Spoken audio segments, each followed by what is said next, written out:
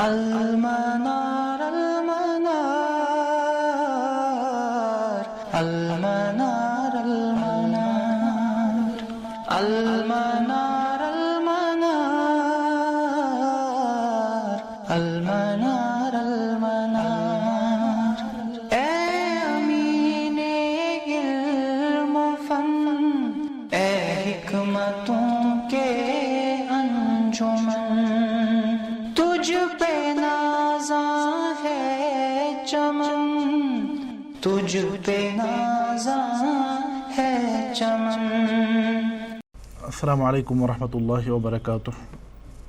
الحمدللہ رب العالمین والصلاة والسلام علی خاتم النبیین وعلی آلہ واصحابہ اجمعین، اما بعد۔ قال اللہ تعالی فی القرآن المجید کما ورد فی سورة البقرہ، فاعوذ باللہ من الشیطان الرجیم، بسم اللہ الرحمن الرحیم۔ وَإِن كُنتُمْ فِي رَيْبٍ مِّمَّا نَزَّلْنَا عَلَىٰ عَبْدِنَا فَأْتُوا بِسُورَةٍ مِّن مِّثْلِهِ وَادْعُوا شُهَدَاءَكُم مِّن دُونِ اللَّهِ إِن كُنتُمْ صَادِقِينَ فَإِن لَّمْ تَفْعَلُوا وَلَن تَفْعَلُوا فَاتَّقُوا النَّارَ الَّتِي وَقُودُهَا النَّاسُ وَالْحِجَارَةُ أُعِدَّتْ لِلْكَافِرِينَ رب اشرح لي صدري ويسر لي أمري واحلل عقدة من لساني يفقهوا قولي اللهم أرنا الحق حقا وارزقنا اتباعه وأرنا الباطل باطلا وارزقنا اجتنابه آمین یا رب العالمین۔ علوم القرآن کے گزشتہ دروس میں ہم نے منظومۃ الزمزمی کی 5ویں عقد کے مطالعہ کا آغاز کیا تھا، اور اس 5ویں عقد سے متعلق جو مختلف مباحث ہیں ان کا ہم سلسلہ وار مطالعہ کر رہے تھے۔ تو اگر ہم 5ویں عقد کا عنوان دیکھیں گے، ناظم عبدالعزیز الزمزمی رحمہ اللہ نے اس عقد کا عنوان قائم فرمایا ہے ما یرجع الی مباحث المعانی المتعلقۃ بالاحکام وهو 14 نوعا۔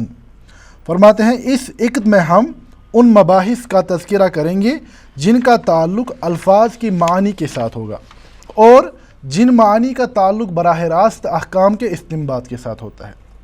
تو اس میں فرمایا کہ اس باب میں 14 اقسام کا تذکرہ ہوگا، جس میں سے ہم نے ابتدائی 7 قسموں کا مطالعہ ابھی تک مکمل کیا ہے۔ تو آج کے درس میں ہمارا موضوع ہے المفہوم، یعنی اس عقد کی 8ویں بحث۔ تو اس 8ویں بحث کا عنوان ناظم رحمہ اللہ نے قائم فرمایا المفہوم۔ تو اگر آپ علوم القرآن کی کتابوں کو دیکھیں گے یا اصول الفقہ کی کتابوں کو بھی دیکھیں گے، کیونکہ یہ احکام کے استنباط کا معاملہ ہے، اسی لیے یہ علوم القرآن اور اصول الفقہ کا مشترک موضوع ہے۔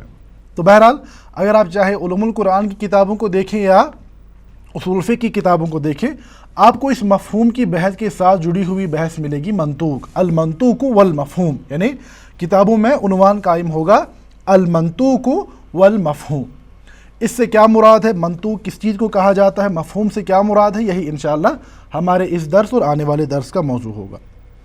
تو سب سے پہلے ہمیں اس بات کو سمجھنا ہے کہ ہمارا بنیادی جو موضوع ابھی چل رہا ہے وہ ہے دلالت الالفاظ، یعنی الفاظ کیا ہے، جو لفظ ہم بولتے ہیں یہ دراصل معانی کو کنوے کرنے کا ہمارے پاس ایک وہیکل ہوتا ہے، یعنی ایک ذریعہ معانی کو دوسرے فرد تک منتقل کرنے کے لیے۔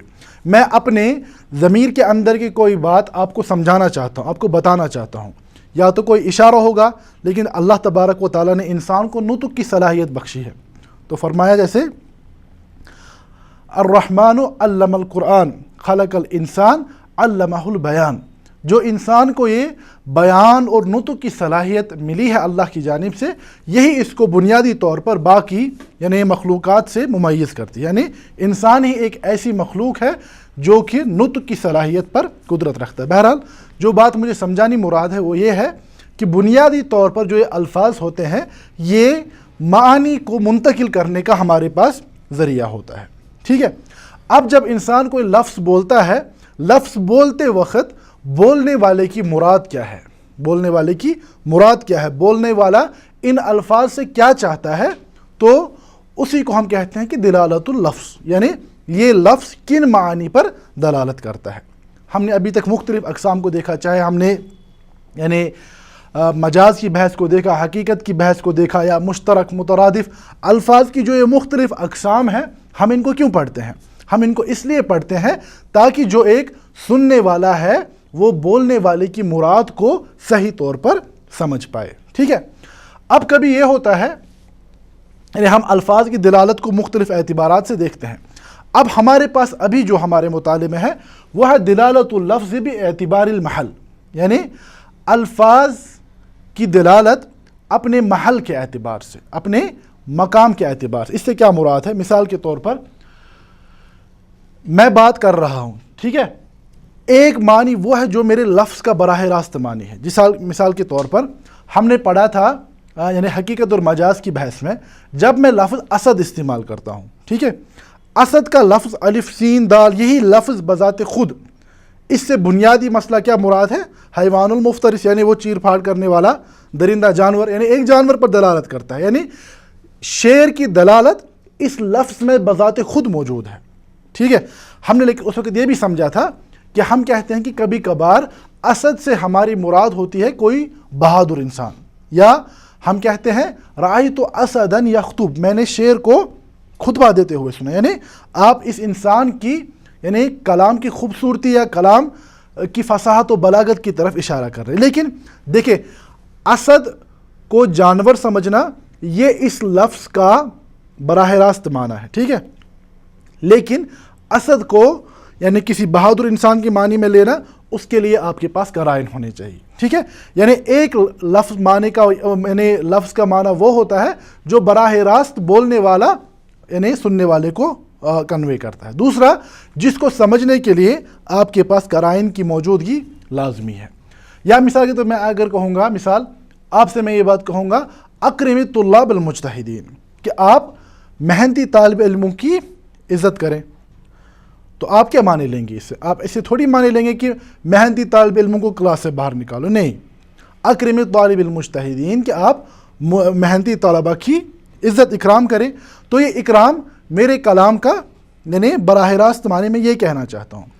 اب لیکن دیکھیے، یہ بات کہتے ہوئے آپ اس سے یہ معنی اخذ کر سکتے ہیں کہ جو محنتی طالب علم نہیں ہیں وہ اکرام کے مستحق، وہ اکرام کے مستحق نہیں ہیں. لیکن دیکھیے، جو میں نے عبارت بیان کی، کیا اس میں یہ میں کہہ رہا ہوں کہ محنتی طالب علم کی یعنی اکرام کے مستحق نہیں ہیں؟ الفاظ تو یہ بات نہیں کہہ رہے ہیں. الفاظ میں کیا بات آ رہی ہے؟ الفاظ میں صرف اتنا کہہ رہا ہوں کہ آپ محنتی طلباء کی عزت کریں، بات ختم. اب آپ جو وہ بات کہہ رہے ہیں کہ اس کا مطلب یہ ہوا کہ جو محنتی طلباء نہیں ہیں وہ اکرام کے مستحق نہیں ہیں، یعنی وہ الفاظ کی براہ راست دلالت نہیں ہے، وہ آپ اس سے مفہوم اخذ کر رہے ہیں. بات سمجھ آ رہی ہے؟ تو جو الفاظ کا اپیرنٹ کنویڈ میننگ ہوتا ہے، یعنی جو ظاہر معنی ہوتا ہے، اس کو ہم کہتے ہیں منطوق. اور جو آپ مختلف قرائن کی بنیاد پر اس عبارت سے یا ان الفاظ سے معنی اخذ کرتے ہیں، اس کو ہم کہتے ہیں مفہوم. تو ہم کہتے ہیں کہ الفاظ اپنے محل کے اعتبار سے یعنی دو طریقے کے الفاظ یا دو طریقے کی دلالت ہمارے پاس موجود ہوتی ہے. ایک دلالت اللفظ فی محل النطق، یعنی الفاظ کے وہ معنی جو براہ راست الفاظ میں موجود ہوں، اس کو ہم کہتے ہیں منطوق، نطق کلام میں.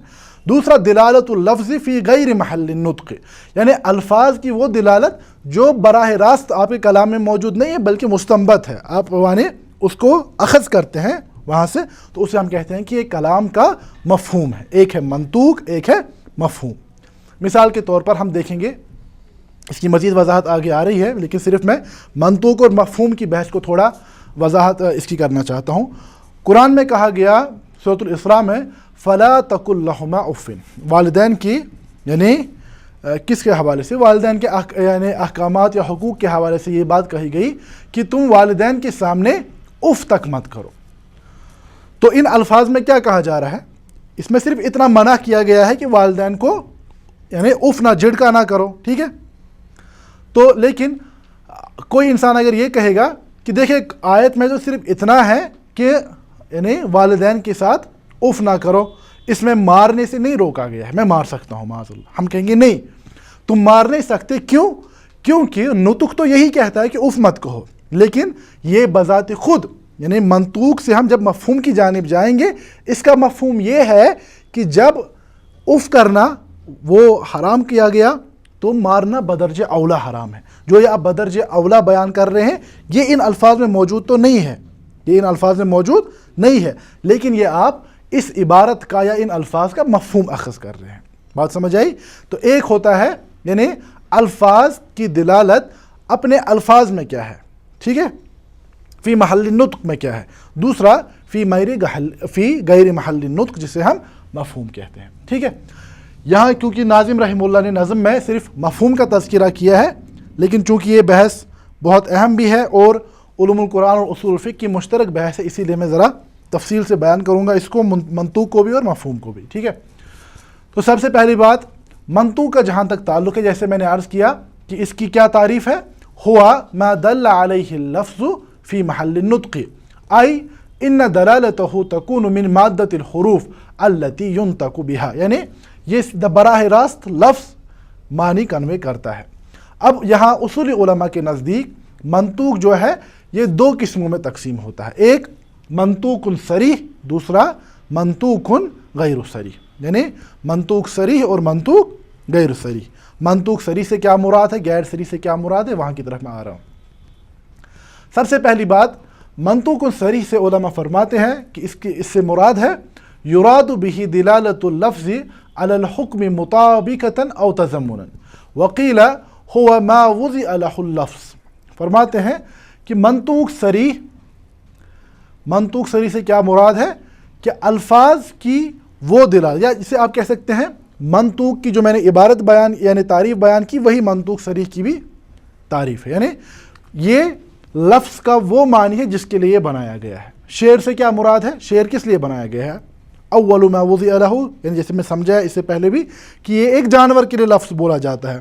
اب اس کے علاوہ اس کے مرجوح کیا کیا معنی ہے تو وہ یعنی دوسری بحث علیحدہ بحث ہے۔ یعنی ہم کہتے ہیں کہ ایک تو ہوتا ہے کہ لفظ کس معنی پر دلالت کے لیے بنایا گیا ہے، اس کو آپ کہتے ہیں کہ منطوق صریح کی اس میں صراحت کے ساتھ یہ معنی موجود ہیں۔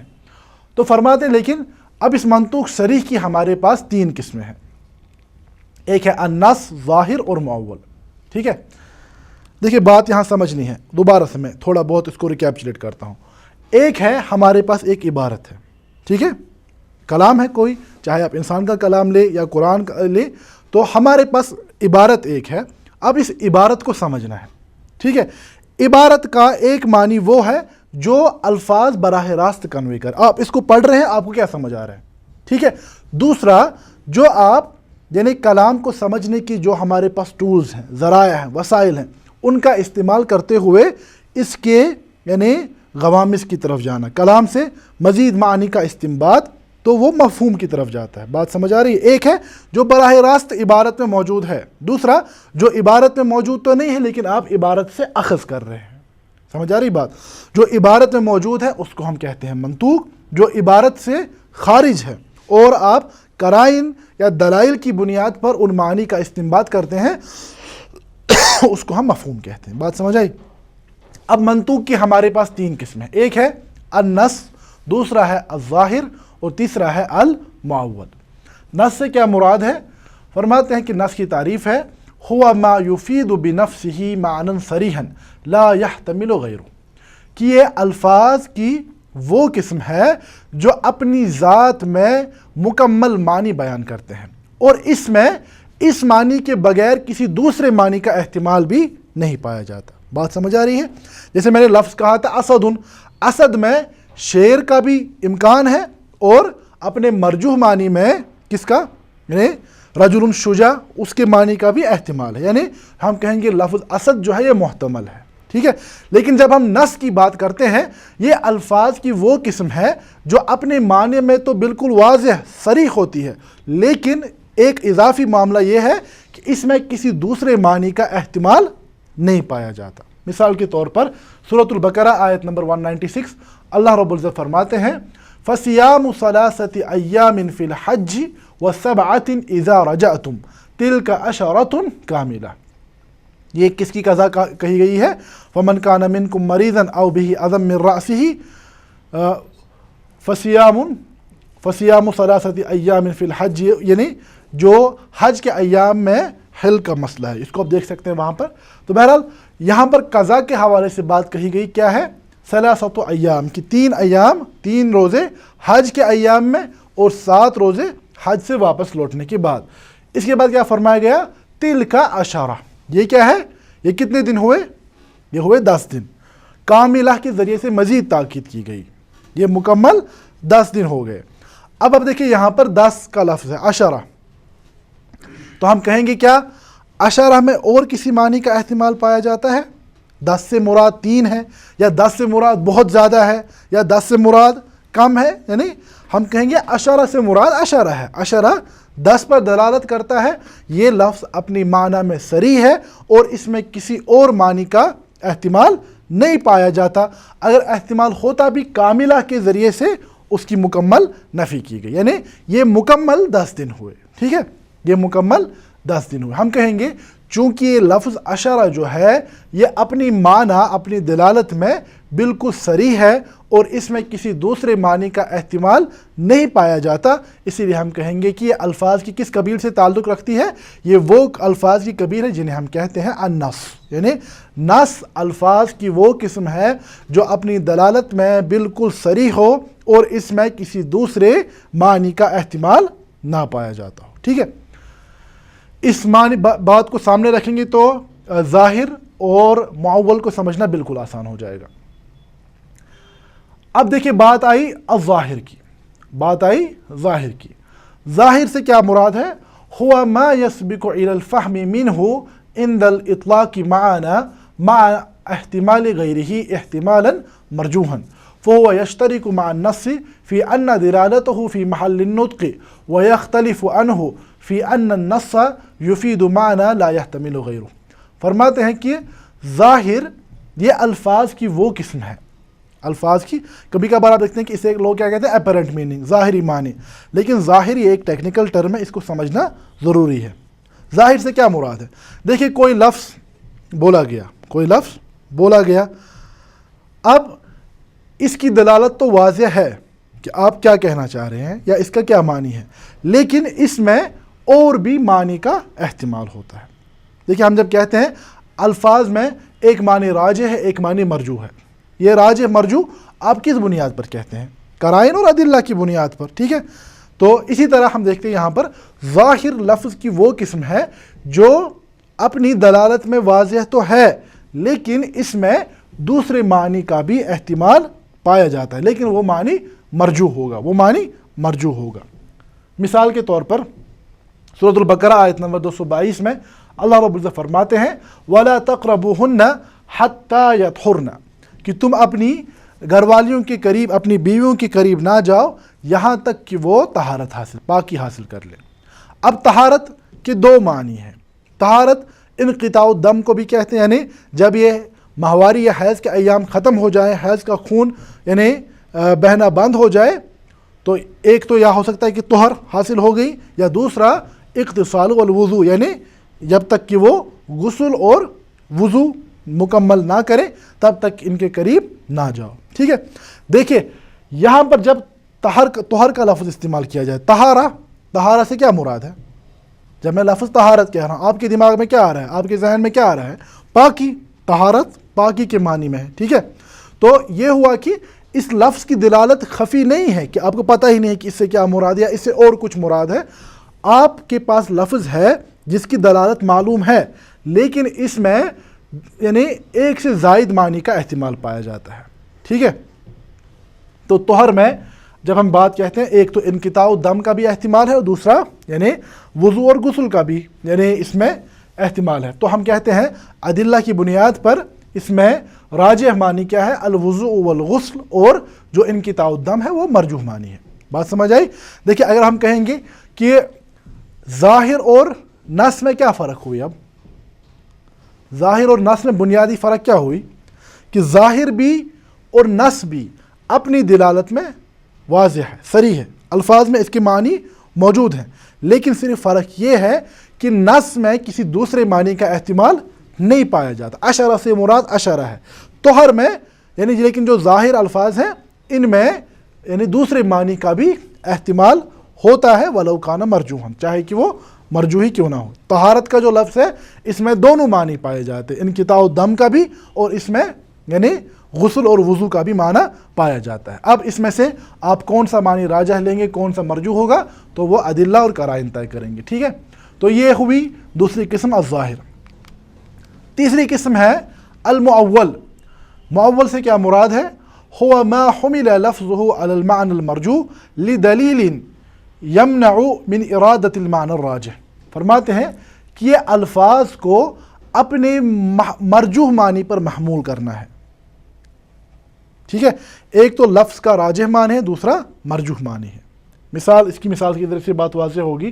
سورۃ الاسراء آیت نمبر 24 اللہ رب العزت فرماتے ہیں وَاخْفِضْ لَهُمَا جَنَاحَ الذُّلِّ مِنَ الرَّحْمَةِ، اور تم اپنے والدین کے لیے اپنے رحمت کے پر بچھاؤ۔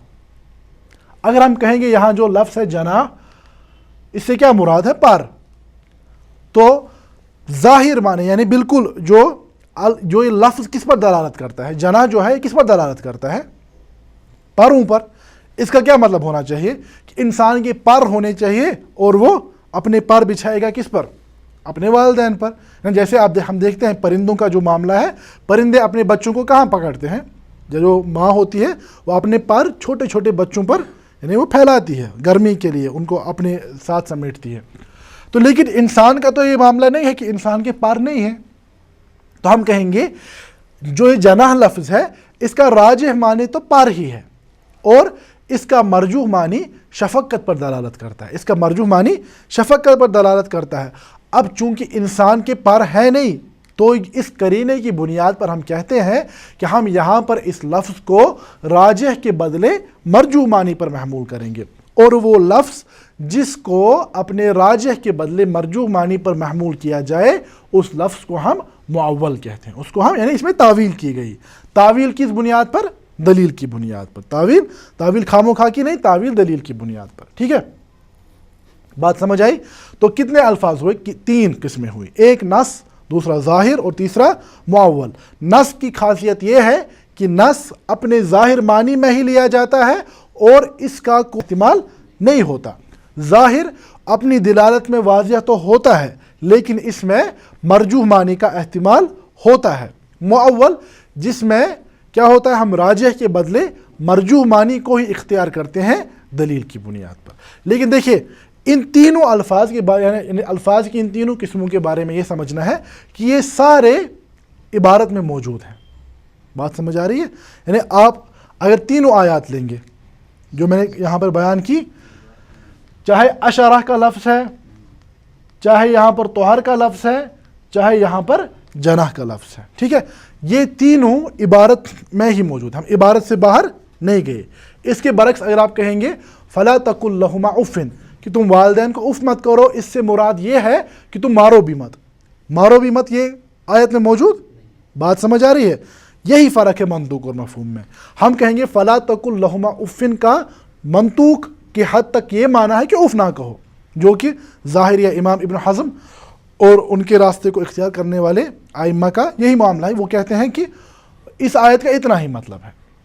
اب کیا وہ کہتے ہیں کہ والدین کو مارنا جائز ہے؟ نہیں، وہ ایسا نہیں کہتے۔ وہ کہتے ہیں کہ والدین کو مار نہیں سکتے، لیکن وہ معنی یہاں موجود نہیں ہے، وہ کسی دوسری جگہ سے اخذ ہوگا، وہ کسی حدیث سے اخذ ہوگا یا قرآن کی دوسری کسی آیت سے اخذ ہوگا۔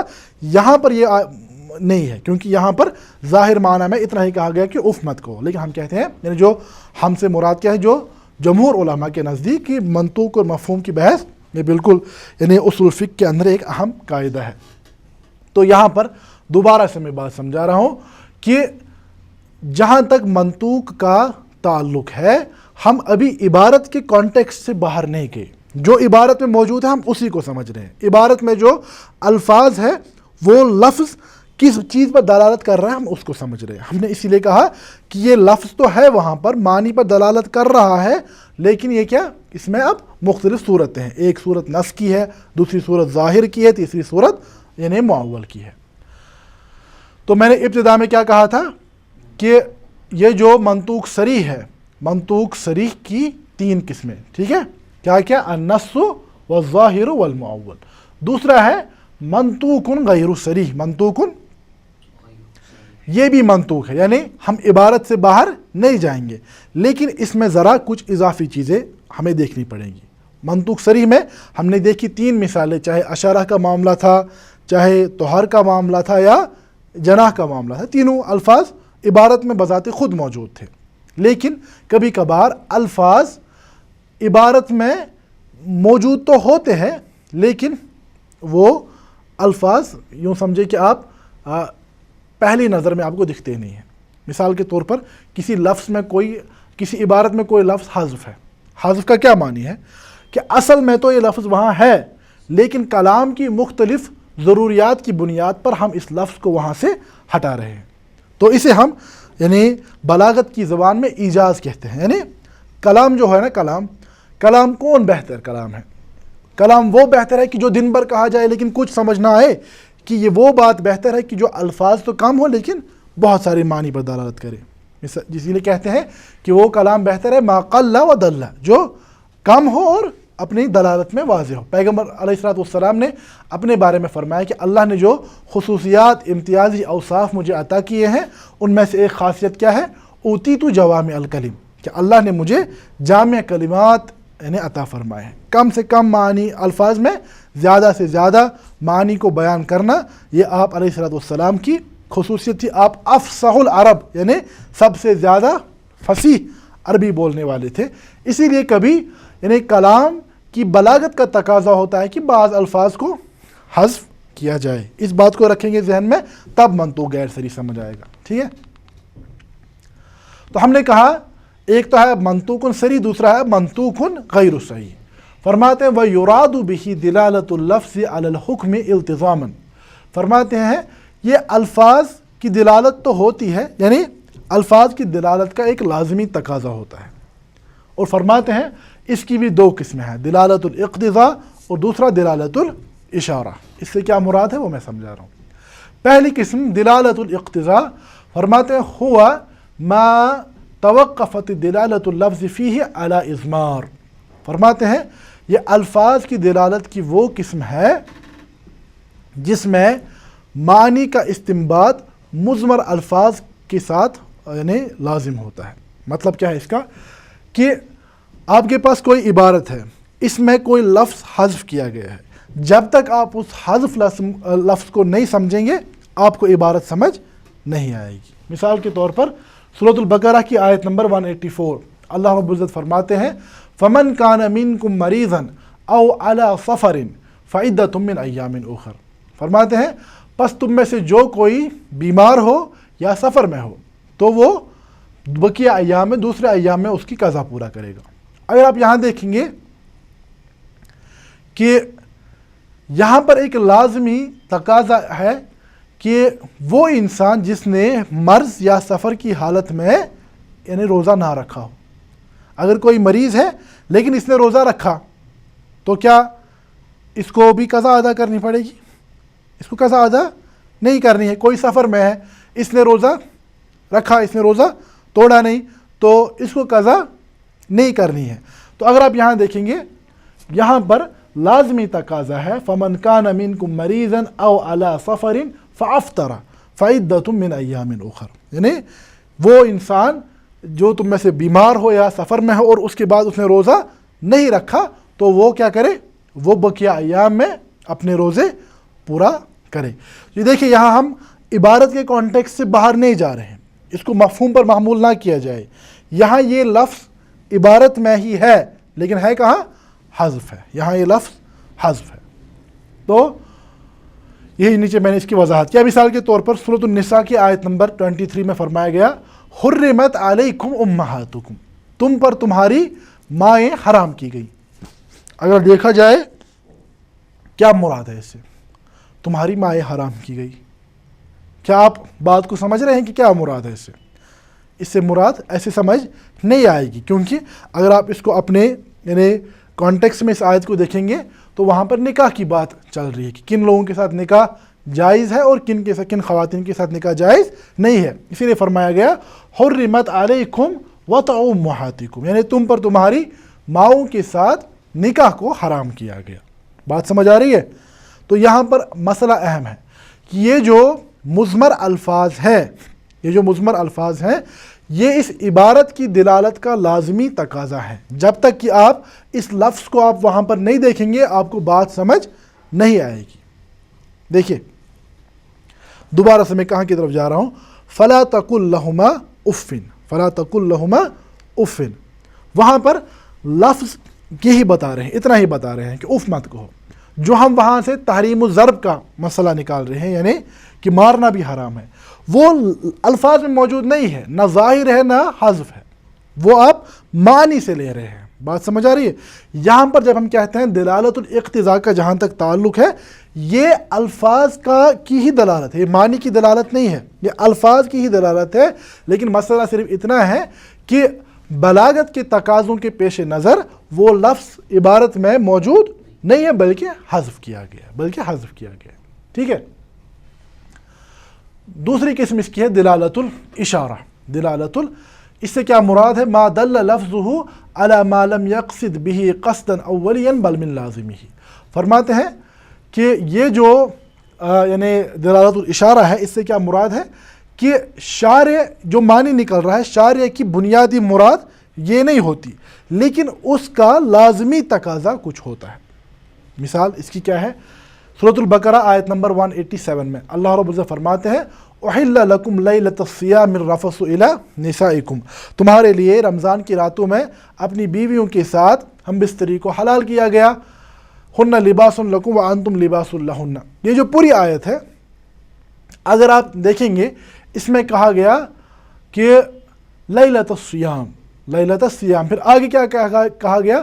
فالآن باشروہن وابتغوا ما کتب اللہ لکم وکلوا واشربوا حتی یتبین لکم الخیط الابیض من الخیط الاسود من الفجر. یعنی جہاں تک کہ طلوع آفتاب کا معاملہ، صبح صادق کا معاملہ جو ہو جائے، جہاں سے ہم کہتے ہیں کہ سحری کا وقت اختتام کو پہنچتا ہے. ٹھیک ہے. تو یہاں تک آپ کے لیے جائز ہے کہ آپ کھا سکتے ہیں، آپ پی سکتے ہیں، یا آپ یعنی اپنی بیویوں کے ساتھ ہم بستری کر سکتے ہیں. تو دیکھیے جب یعنی وقت مکمل ہو گیا، ٹھیک ہے، تو انسان اگر حالت جنابت میں ہے، یہ اس انسان کے لیے کھانا پینا اور جمع برابر کب تک جائز ہے؟ جب تک کہ یہ وقت مکمل ہو جائے. ٹھیک ہے. اب وقت مکمل ہو گیا تو انسان یعنی جو سحری کے بعد کا وقت ہے وہ کس حالت میں پائے گا خود کو؟ وہ اپنے آپ کو جنابت کی حالت میں پایا جائے گا. ٹھیک ہے. بات سمجھ آئے؟ دیکھیں لازمی یہ بات کیا ہے؟ یہ اس کے ساتھ کنیکٹڈ بات ہے، التزام کا معاملہ ہے. یعنی اگر یہ کہا جا رہا ہے تم کھا پی سکتے ہو آخری وقت تک، تم جمع کر سکتے ہو آخری وقت تک، جب آخری وقت آ گیا، سحری کا وقت ختم ہو گیا، انسان خود کو یعنی حالت جنابت میں پا سکتا ہے.